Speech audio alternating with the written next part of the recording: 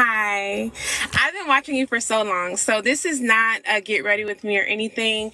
I just wanted to say I was running errands today at the mall, and I love black men, okay? I am pro black men, but they just not doing it. They're not putting in any effort. Wait, So hold on, Aubrey. You came in hot. You I coming in mean, hot. they're just Hold on. they are not giving the effort that we need, okay? So I was walking in the mall and this Italian guy approached me, right? Oh, And that's different for me because I am attracted to black men. okay. So 30 minutes later, I was like, I'm going to Eddie V's to have lunch, dinner or whatever. And he's like, okay, well, we can go together. And I'm like, okay. Okay. He's coming in hot. Again, I was just running errands. I have on my Lululemon set. My tape-ins maintenance is on Wednesday. So, of course, I just have on a hat. I don't have on any makeup. So I was just so shocked. Like, it just took me by surprise. I always wear makeup. I'm always done up. So the fact that he approached me and I wasn't, I'm like, okay. Okay, so what's the vibe? Is he cute? Do you like him? What did you guys go to lunch? Did We you did guys go to lunch. We actually went to two spots. Oh, We went to two spots. So we went to Eddie V's. Again, I was going on a solo date, and he was like, he actually asked me if I wanted to go out, and I'm like, well, I'm actually headed to Eddie V's. I got my doggy bag. I know that's right. You see that Lulu lemon power jacket top, honey, the way it snatched you in? He saw that body. It He saw gave. that God. face. So I was just real chill. Honestly, I was just going in to, get something really quick, and he came in hot. Like, it's given black men do not stand a chance. Okay, They, so what was the conversation like? What was did he say, I can't wait to see you again? What is going yes, on? he was. Give us a little bit more tea. You don't have to tell us too much because it is so early, but what was the conversation like? Did he say what he was looking for? Blase blah. We were just honestly having a good time. Again, it wasn't anything too serious. We drove separate cars to the restaurant. He met me there. I was like, I called my homegirl on the way there. I'm like, even if he doesn't come, like, I still have intentions on going here. And he actually showed up, paid for everything. And he was like, well, what do you want to do now? And I'm like, in my mind, I'm thinking, what do you mean what I want to do now? Like, I'm going home. And he's like, no, like, I still want to spend time with you. So we ended up going to a hookah lounge, and we were just honestly just vibing. But for me, it was just his approach. Imagine if this was a black dude on someone's podcast this excited because a white woman asked him out on a date. I'm sitting back listening like, okay, trying to figure out where this is going. A white dude asked you out on a date. Okay, good for you. If this was a black dude being this excited about that shit, we call them all kind of coons, but whatever. I've said this before and I'll say it again. I don't care about people interracially dating. I don't care about that. But one of the things that aggravates me beyond my nerves is when you shit on other black people to kiss the white man's ass. And I don't mean that if you're a man or if you're a woman. If you're a brother chasing Becky out here and you act like white women are so much better than black women, I look at you the same goddamn way. A white dude took you out on a date. Unless I'm missing something. Let's go. It was different from what I'm used to with an African American man. It's all the texting back and forth, the calling, the this, the that. I'm not looking for anything serious, but I just loved his approach, especially with me I was wearing a hat. Lululemon set. I got my little Chanel sneakers, Chanel bag. That's Just stupid very, shit. very chill. But let me ask you this, Ari. When y'all had the hookah and another couple of drinks, did he say you want to do something else after? What was that vibe like? Because then Nope. it could go a little. Nope.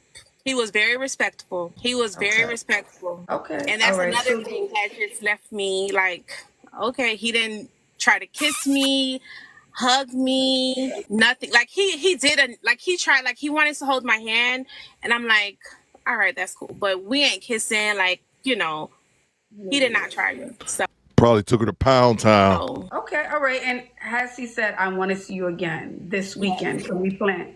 for this week? Yes, Okay. I'm in law school and he's in school as well. So he knows that I'm busy, but like he was like, you'll make time for, what you want. And he's like, it's no pressure, basically. So I think, again, like I said, I'm not looking for anything because I'm extremely busy with school. But I just wanted to get on here because you were talking about make sure that even if you're running errands, that you look put together. And But let me also ask you this too, because And all that's fine. But here's the issue that I have with this. She keeps talking about how she's in law school and how busy she is, and she doesn't really have time for anything. So even if you were to get with a black man who she claims they end up texting a lot, like this is just a bunch of the white man's ice is colder from a wannabe divestor in bed, which I already know what this is. But even let's use her flawed logic. Any man, regardless of race, wouldn't have much time with you because you're a law student and you keep talking about how you're busy and you're not looking for a serious relationship. So what is it? I know you spoke about like, with you dating the black men that you have dated, in your experience, you just don't feel like they're as proactive. They are not. It's too much back and forth with the text message. They want to call. Oh, when can I see you? It's never planning a date. And I would like to be in my feminine energy. Although I'm in law school and I plan to, make my own money, I still want a man to allow me to be very feminine. And I will sit in that. And they don't do it I don't know. Another red flag is women talking about they need men to allow them to be in their femininity. Women are supposed to be feminine just like men are supposed to be masculine. If it takes a man to put you in your femininity, that means that you're just a masculine woman. Okay, all right. And dated outside my race. Never. We're also asking people in the comments, are we dating the same kind of black men? Let's say, do all the black men you've dated, do they hang out at the same spot? Do they have the same lifestyle? Or are we dating like a different, like, how do you say, kind type of black men, One from Sacramento, one from Houston, one from New York City, grew up in different parts of the world, have different lifestyles. That's what I mean. So I'm from Florida. I'm from the South, and I've always been attracted to the men from the South. Recently, I have stepped outside. I recently went on vacation to Hawaii, and I met a guy in Hawaii. So, we text from time to time, but most of them, I am dating the same type of men, I would say. Once I always wear braids because I don't have time to do my hair in school. Once I change to straight hair, the looks that I get from other races is like, it's crazy. I'll be walking in the park, I'm exercising. Men, white men, all different type of races are they're turning their heads. And I will say that other races of men like straight hair. My mom said, get straight hair. Because I had to go to the courthouse for my internship. She was like, get straight hair. And I'm like, okay. And when I tell you the change that I've seen and the type of men that are looking my way is completely different. And let me also say this, we're not saying there's anything wrong with braids. Clearly, there's nothing. No, absolutely not. I love my braids. We're just having a conversation, you and I. But I just want to put that forward. It's giving coonette. I just want to put that forward. She's saying in her experience, when she does her hair, this is her experience, guys. Okay, we're not saying there aren't other races of men who don't like braids. We understand that all men or groups of men may or may not like. So let me just bring that forward. Let me stop reading the comments. And there's an attorney on TikTok that had braids and she went to trial and she lost. And she was like, I know that it's because of my hair. Like, it's a real thing in our industry that, we have to be mindful of something so simple as our hair. But that's all. Yes. I'm going home. I have to work out tomorrow and I have to study. But I just wanted to share. I've been watching you for many, I don't want to say many years, but I've been watching you for several months and I just felt empowered to actually come on. I'm not all done up, so maybe I'll come back with an outfit of the night for you guys. So thank you, Ari, for coming up and keep us updated on everything. Okay, I will. Thank you. You're welcome, darling. For the black women who are in the chat, like, if you are single, even if you're not single, and this goes for all women, but of course I'm speaking of black women, you know, when you change your hair, it's just like a different experience of how people perceive you. It's so unfortunate that it's that way. However, our hair, like especially for Black women, impacts our experiences. If this was a brother this excited, simply going out on a date with a white woman, the old Italian stallion she talked about, he didn't propose her. Y'all ain't engaged. Y'all not getting married. He literally just took her on one date. And that's fine. I have no problem with that.